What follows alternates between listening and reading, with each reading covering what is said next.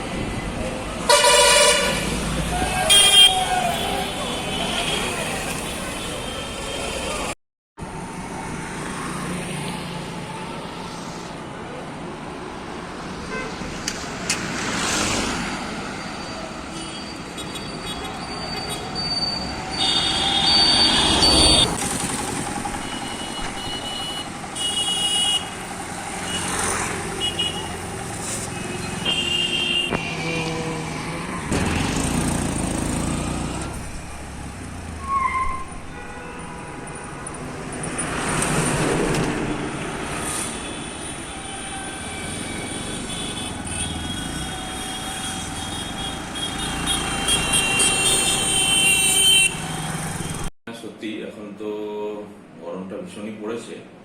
এটা খুব ইম্পর্টেন্ট ব্যাপার হচ্ছে এইবারের গরমটা কিন্তু একটু শুষ্ক গরম বেশি, হিট যেটাকে বলে হিট ওয়েভ, মানে ড্রাই হিটটা বেশি।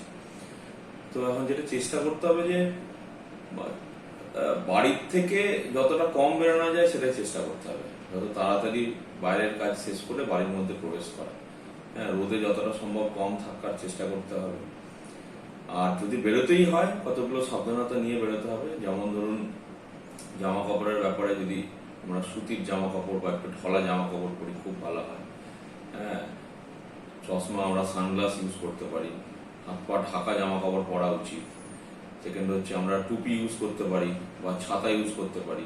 বা যদি খুব গরমের প্রয়োজন মানে হয়, বেরোতে হয়, আমরা অনেক সময় ধরুন তোয়ালে হোক বা গামছা বা যে কোনো জিনিস বা কাপড় ভিজিয়ে সেটা মাথার মধ্যে দিয়ে আমরা বেরোতে পারি। তো এই মোটামুটি জিনিসগুলো রোদে বেরোনোর ক্ষেত্রে এই সাবধানতাগুলো নিতে হবে। আর সেকেন্ড হচ্ছে খাওয়া দাওয়ার ব্যাপারেও একটু ভাবতে হবে বলতে জলটা একটু পরিমাণ বেশি খেতে হবে।